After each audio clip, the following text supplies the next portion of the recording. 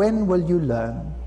If necessary, out of chaos, they will have to learn, and they will be subject to Rome. These are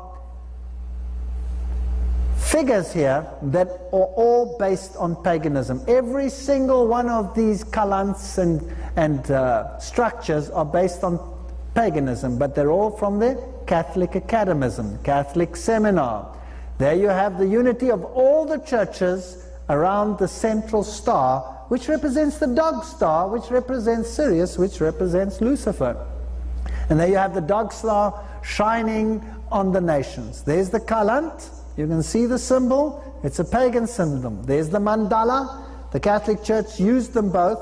They are the high priests of occultism. The Pope and the Dalai Lama.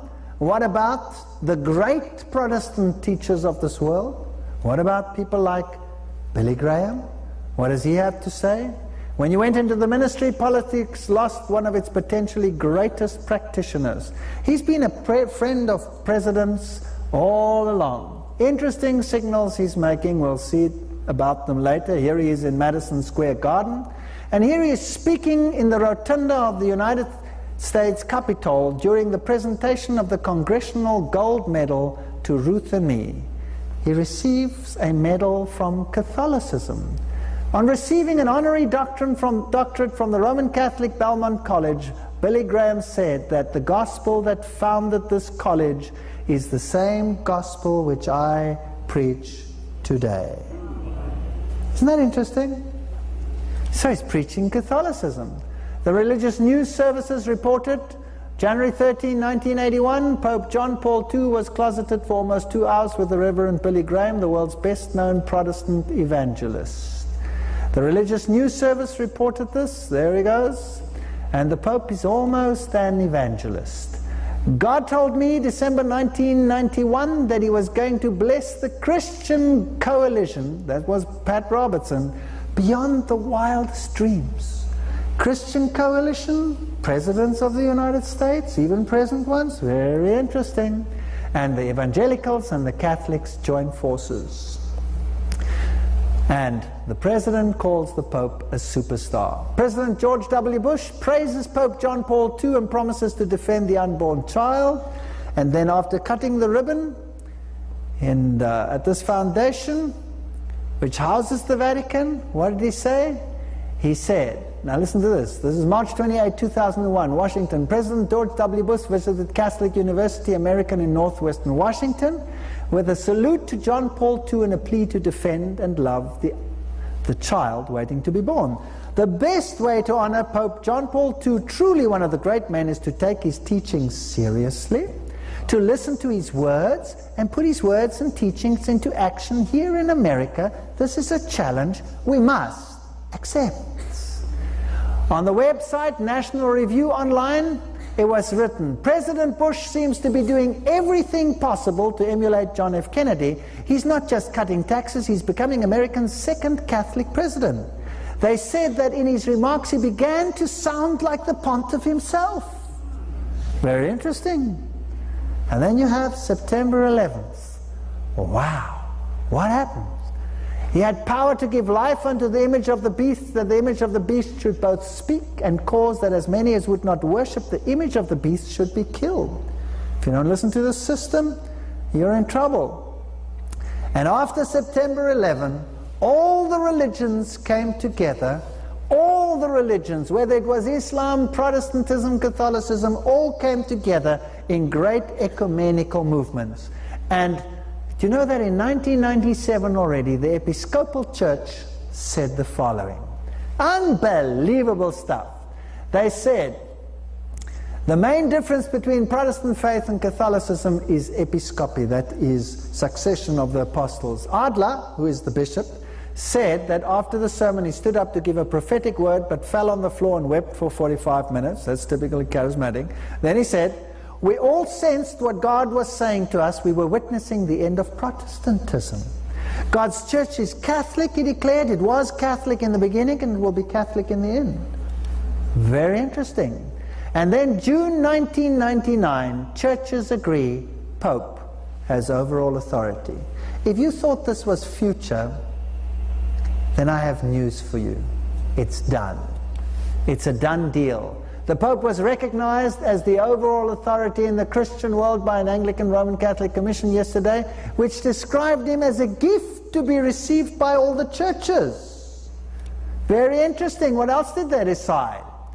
The gift of authority has been produced by the 18-member Anglican Roman Catholic International Commission after 5 years. The Commission concluded that the Bishop of Rome had a specific ministry concerning the discernment of truth, and accepted that only the Pope had the moral authority to unite the various Christian denominations. Aha! So he's still infallible. Wonderful stuff. Churches should hold seances. 2,000 parishes in the Church of England will next month be urged to hold Christian seances. We've gone full circle. Protestantism has become Spiritism. Did you know that? This is not some mild little thing that's happening. The Roman Catholic controversy, this is James R. White, Catholic and Protestants. Here's a man who writes recently and still calls a spade a spade. To check the unbridled spirit, it decrees that no one relying on his own judgment shall in matters of faith and morals pertaining to the edification of Christian doctrine be able to make his own decisions. That's Council of Trent. The Pope is going to decide everything. This Pope is more conservative than any of those before him. Although they appeared liberal, they really weren't. But he wrote a document, The Refinement of Evil, in which all the pagan doctrines are reasserted. And this man, Karl Rahner, is the keeper of the straight and narrow. Do you know that he belongs to an organization called the Congregation for Doctrine and Faith? Now this man, Karl Rahner, is the cardinal presiding over the Congregation for Doctrine and Faith. It's in the same building. The name, the original name, has been removed and that name put there, but it's the same organization. Guess what it's called, or what it was called? It was called the Inquisition. So I have news for you. The Inquisition is alive and well, living in Rome, and the chief man is Cardinal Ratzinger. Now the churches come together and Freemasonry is doing it. By 1986 we had the Council of Assisi, all the religions of the world joining up. Every single one, from the Dalai Lama to Islam to Buddhism, the works, every single one was there, including Protestantism and the Orthodox Church, and the man in white was the spokesman of the religions. We've read this one already in the previous lecture on the New Age, so I'm not going to repeat it. The United Nations, this happened, of course, August 2000. All the religions of the world came together and decided to unite on their points. The United Nations of Faith, the ecumenical initiative that was funded by Ted Turner. 2,000 representatives of very well or less known religions, the ones which are practiced the world over, or which are almost an affair of confidence, only known in the corridors of the United Nations. The Pope sent the African Cardinal Francis Arsene, president of the Pontifical Council for Interfaith Dialogue. Representing the Jewish faith was Rabbi Lowe of Jerusalem. Buddhists, everybody was represented. Desmond Tutu said this is the greatest thing in the United States, and in particular in circles of the new, and this first initiative has been welcomed. Nevertheless, one needs to render to Caesar, or rather to John Paul II, his dues. Isn't that interesting stuff? Wow! It is indeed thanks to him that the way of reconciliation was started in Assisi, 1985. Since that date, every year they have been meeting, and they've been calling it the Parliament of World Religions. And then in 2001 he visited Damascus, and he went to the Muslims, and he went to that Umayyad Mosque, there it is, where the head of John the Baptist is located, and this is where the Pope asked for reconciliation with Islam. Interesting, because the religion is basically the exact same religion that was there all this time. Just wait for this picture to change. That is what the mosque looks like inside. It is a memorable place to be, really quite stunning. Move. There's a man praying with his mantra and the repetitive prayers, the over and over. It's exactly the same of Catholicism. You thought Islam and Catholicism was something different? Exactly the same. There was the place where John the Baptist's head is kept.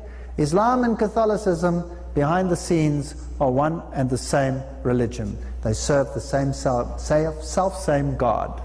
And there you have it. Only the men over there, the outer court. Listen to this little video over here. This is the sound of the Umayyad Mosque.